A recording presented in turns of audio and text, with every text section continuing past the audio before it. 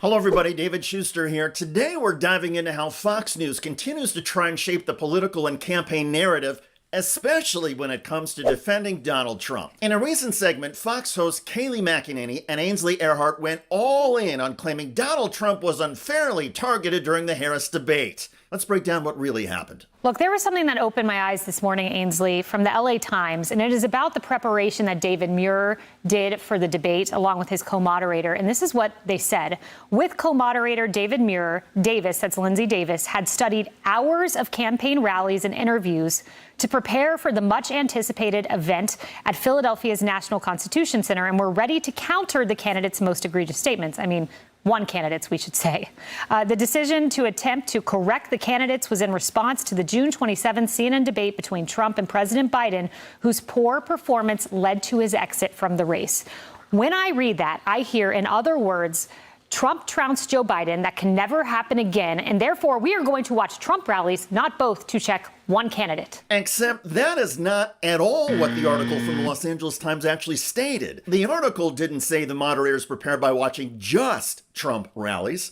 The article said the moderators studied rallies and speeches of both candidates and compiled a list of fact-check responses for both Donald Trump and Kamala Harris. Kayleigh McEnany altered the LA Times reporting to fit McEnany's own biased and misleading narrative. And this is a consistent pattern among Fox News hosts and their self-proclaimed journalists. Accuracy and facts get thrown out the window in order to accommodate the conservative Fox News agenda and Donald Trump's talking points. And it's increasingly clear that presenting a skewed version of reality, that's become the job description at Fox, not responsibly informing viewers of the facts. This pattern of distorting facts or ignoring them altogether not only undermines the public trust, but also creates an environment where dangerous misinformation thrives. When influential figures and their networks deliberately reshape the truth, it erodes the very fabric of our democracy. Citizens rely on credible reporting and clear facts to make informed decisions. And when that process is compromised, the consequences can be enormous. Now, back to the manufactured outrage over the debate. Why would Kayleigh McEnany and other conservatives believe that the debate moderators were unfair to Trump? Because that bolsters the conservative talking points that Donald Trump could not have had a bad night by himself. If you look at the debate transcript and review independent fact-check reports, you will see that nonpartisan analysts found Donald Trump lied 5 times as often as Kamala Harris. As a result, the debate moderators pushed back on Trump's claims more. But in conservative fantasy land, Trump and Harris lied equally and should have been corrected equally. The idea that Trump is a habitual liar, a frequent liar, is not something conservatives and Donald Trump supporters can bring themselves to accept. As a result, Trump MAGA world and countless conservatives have become disconnected from reality. Trump and his supporters have embraced a worldview that is so detached from facts that they see any attempt to correct Trump's falsehoods as evidence of bias or a conspiracy. In the minds of Trump defenders, including Fox hosts like Kayleigh McEnany, the disparity in fact-checking can only mean that the debate moderators were in collusion with the Harris campaign. But again, the reality is much simpler. Donald Trump was fact-checked more frequently because he made more false and egregiously misleading statements, whereas Kamala Harris largely spoke in line with verifiable facts. The GOP's willingness to turn this into a narrative about unfair media treatment highlights the party's growing estrangement from truth-based politics. Haitian immigrants are stealing and eating dogs and cats. Abortion laws allow babies to be killed post-birth. Inflation has reached record levels. Public schools are providing students with sex change operations. None of that is true. And yet a significant number of Trump supporters believe the nonsense because it is peddled on conservative channels like Fox News. In this particular discussion about the debate, host Ainsley Earhardt quickly echoed Kayleigh McEnany's claim, agreeing that Trump was unfairly fact-checked more than Harris, further pushing the narrative of media bias against the former president. I agree with you. It was plural. David Muir and Lindsay Davis said we were ready to counter the candidates, plural, most egregious statements, but they didn't counter Kamala's egregious statements. Here's where she lied. She talked about the Heritage Foundation care. You know he wasn't involved in that. That was, she called it Trump's Project 2025. She said that several times. Said he supports an abortion ban. That was sent back to the states. He's not banning abortions. Ban on IVF? He knows that a lot of women rely on IVF, or men too, to start a family. He never said this. Then she said Trump's going to cut Medicare. Not true. Said that Trump supports a national sales tax. Not true. There were dozens of lies that she said, and not once was she fact-checked. And there were nearly a dozen false statements there from Earhart. On Project 2025, Donald Trump has said he's not involved, but he has dozens of staffers who are involved and who say they are carrying out Donald Trump's wishes. Earhart said Trump is not banning abortions. Actually, Donald Trump has taken credit for the U.S. Supreme Court overturning abortion rights, and several states in turn have banned abortions thanks to Donald Trump. Donald Trump supports a national sales tax. Not true, said Earhart. Well, actually, Donald Trump has said he is open to it. Harris said Donald Trump wants to change Social Security and Medicare. Not true, said Earhart, except that Trump has repeatedly said there have to be changes to Medicare and Social Security. So again, even in the recitation from Fox about what is true and false, the Fox hosts are misleading their audience. But even if one accepts that Kamala Harris said a few things that were misleading or false or out of context, was Harris as much of a liar in the debate as Donald Trump? Let's get a fact check now of the debate. CNN senior reporter Daniel Dale was listening closely to both candidates. Daniel, what stood out to you? Jake, what stood out was that this was a staggeringly dishonest debate performance from former President Trump. Just lie after lie on subject after subject. By my preliminary count, Jake, Trump made at least 33 false claims. 33.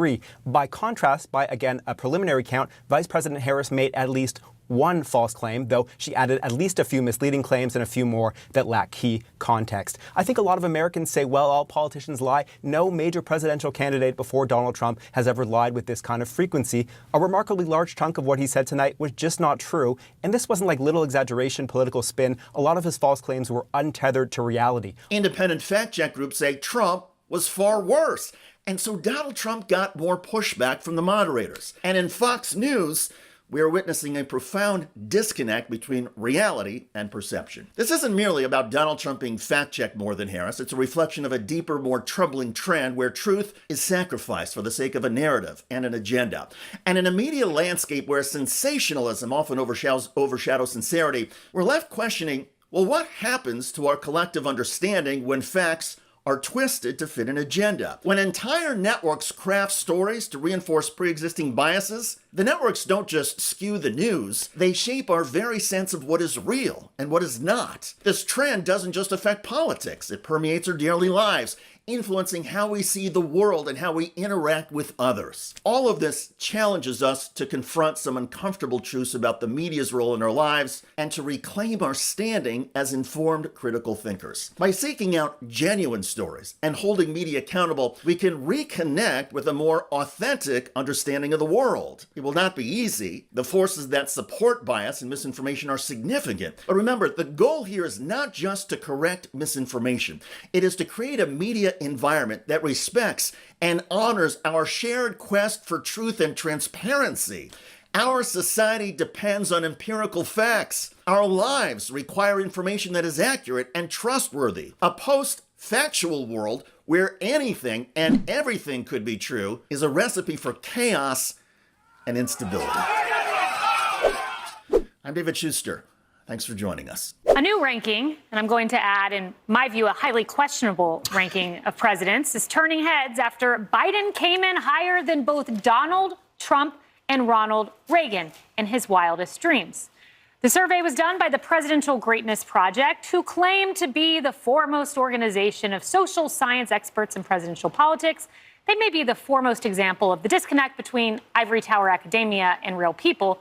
That aside, Abe Lincoln ranked first. Okay, fair. Then comes Obama at 7th, and Biden came in 14th, actually beating Ronald Reagan, who came in 16th, and Trump dead last. Look, Lisa, where to begin? This is infuriating in so many ways. 154 respondents. They are the ivory tower elites who in no way represent the view of the American people. Before we let Lisa speak, let's just cover what we have so far heard. It's Fox News on President's Day learning that a survey of both Democratic and Republican experts that they pretend is just ivory tower elites, but in fact is people who actually know what they're talking about on the subject, ranked their precious Donald Trump dead last of all U.S. presidents. And you're seeing them lose their in every way possible while trying to scramble around that polling result, that survey result. And it is very funny to watch. Just the very top of the clip when Kaylee there goes, in reporting the first line of the story, Donald Trump being ranked below Joe Biden in his wildest dreams. In his wildest dreams. You don't put in his wildest dreams in the headline description of the article. Can you have one line in there maybe before infusing it with your very angry Donald Trump ain't the greatest guy in the world opinion? But let's see how they further spin this. How they further, as she then qualified it 7 times and said, in my opinion, this is ridiculous, so disturbing, so troubling. Amy, what did Amy have to say? No, but it also goes to show you, though, how history can be written and some of it can be built off a lie as well. It's a lie now. A thing that just came out from presidential experts is now a complete lie. Go ahead, Amy. But no, this list is bogus. Everyone knows that, Obama's not that high. He was a terrible president. The list is bogus. Everyone knows it. That's why you're covering it on the news. That's why your news director made you cover this, and all of you bloated talking heads on the air are immediately trying to disprove the thing you're actually reporting, and you say that everyone knows Obama was a terrible president. Your own co-host on Outnumbered laughs in your face. He was a terrible president. But I think on this president, sorry, I think on this is just my thought bubbles. You don't want to know what goes on in here. It's a lot.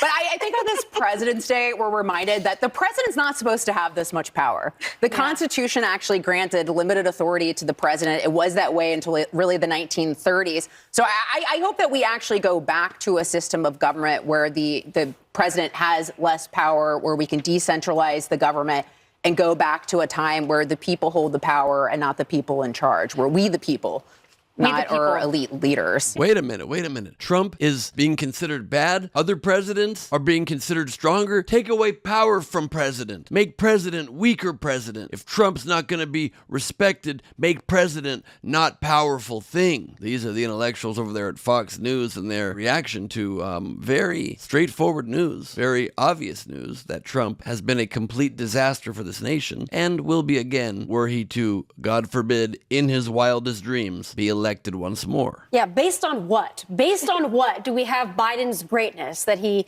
got up, walked somewhere, went on vacation? I'm not sure what we're basing this on. Yes, Tommy. They based it on the fact that he got up and went on vacation. The presidential historians looked at the fact that he woke up and took a trip and ranked him in the top 15 presidents of all time. You're so right. The ego here that drives this man is the same ego just a couple weeks ago when he finished his press conference of sorts about the special counsel report and he left and then came back in and made another gaffe. It's that same ego that propels this current president. But like I said earlier, it's going to be the powers that be, the DNC, maybe Obama, that says it's time to hang it up, Joe. And when they do, he will hang it up.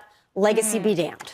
Yeah, can you achieve presidential greatness from a lawn chair in Delaware? I guess the historians will tell us one day. Wow, way to almost entirely ignore the fact that your boy DT was ranked at the very, very bottom of the list. So before we go, let me just read you from the actual survey itself. Respondents included current and recent members of the President's and Executive Politics section of the American Political Science Association, which is the foremost organization of social science experts in presidential politics, as well as scholars who had recently published peer-reviewed academic research in key related scholarly journals or academic presses. But here's the very interesting part, and I quote, "Examining the partisan and ideological differences among our respondents also indicate some interesting dynamics. While partisanship and ideology don't tend to make a major difference overall, there are a few distinctions worth noting. For example, Republicans and conservatives rank George Washington as the greatest president and James Buchanan as the least great. There are also several presidents where partisan polarization is evident: Reagan, George H.W. Bush, Obama, and Biden, but interestingly, not for Bill Clinton. But here is where it gets especially interesting. Regardless of political affiliation, everyone ranked Trump very, very close to the bottom of the heap. Republicans ranked him 41st out of 46 presidents. Democrats, on average, 45th. Independents, 45th. Conservatives, 43rd. Liberals, 45th. And moderates, 45th. So, yeah, maybe there's a tiny bit of political slant, but overall, everyone with a brain